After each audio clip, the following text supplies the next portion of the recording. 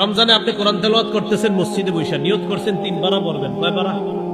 একজন পিছন দিয়ে এসে বলে আসসালামু আলাইকুম, কেমন আছেন? আচ্ছা, আপনার কি দরকার ওনারা এখন সালামটা দেওয়া পিছন দিয়ে?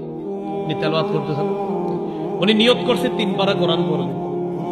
তো 1 পারা মোটামুটি কাছাই গেছে, পিছন দিকে বলে আসসালামু আলাইকুম, তো উনি বলতেছে কোরআন পড়তেছে। আচ্ছা ভাই তাড়াতাড়ি শেষ করেন। আচ্ছা বসো বসো। তো 1 পারা বইরা কোরআন বন্ধ করছে, বাকি রইল আরো কয় পারা?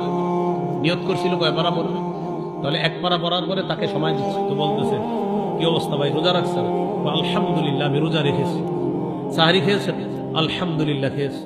ও মাশাল্লাহ, তো গত রাতে মাশাল্লাহ 1 তারাবি গেল, তারাবি পড়ছেন নি? আলহামদুলিল্লাহ। 20 না 8?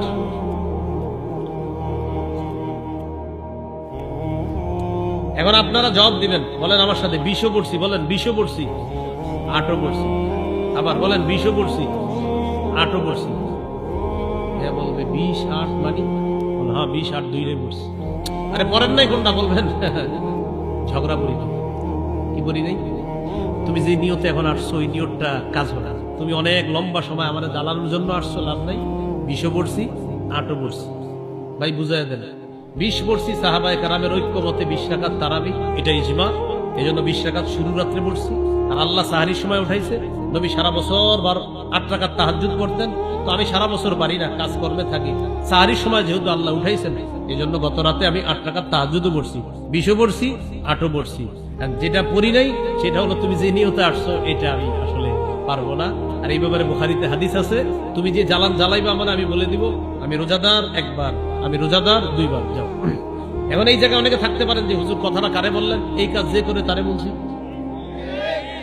আপনাদের কেউ আছেন কিনা? যদি বলেন আসি, আমি তো আপনারই বলছি, সত্যি আপনারই বলছি। করেন না, এগুলো করেন না। একটা মানুষ ইবাদতে আছে, ইবাদত করতে দেন, কেন আপনি তাকে ডিস্টার্ব করতে যাচ্ছেন? এরপরেও যদি বলে ভাই যাক বুঝলাম, আপনার সাথে একটু কথা বলতে মন চায়, বলবেন 100 বার সুবহানাল্লাহ পড়ছেন, আপনি তেলাওয়াত করবেন। আবার বলবে ভাই পড়ছি, বলবেন 100 বার আলহামদুলিল্লাহ, আপনি আবার তেলাওয়াত করবেন। এরপরে বলবে ভাই আরেকটু কথা বলবেন, 100 বার আল্লাহু আকবার পড়ো, কথা বলবো তোমার সাথে বলবো। তো আবার কথা বলতে চাই, আপনি বলবেন লা ইলাহা ইল্লাল্লাহ 100 বার পড়ো, শেষ হয়েছে। এবার বলে ভাই আপনার সব কথা মানছি, এখন একটু কথা আছে আপনার সাথে, আপনি কোরআনটা আরেকটা নামায় বলবেন, তুমিও বলো। আপনি বলেন যেহেতু ওনার কথা বলতেই মন চায়, জবান চালাইতে মন চায়, পড়ুক পড়ুক, কোরআন পড়ুক। আপনারা বলেন এই যে কথাগুলো এটা কি খারাপ না ভালো কথা?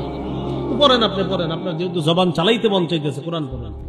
তো কোরআন অনেকক্ষণ পড়ার পরে যদি বলে ভাই পড়ছি, আরেকটু কথা আছে আপনার সাথে, আপনি বলবেন ঘুমান ঘুমান ঘুমান। কি করেন? ঘুম থেকে ওঠার পর দেখবে আসর আজান গেলে, তখন আপনি বলবেন চলেন দুইজনে মিলে নামাজ। কথা বলার সুযোগ দিবেন।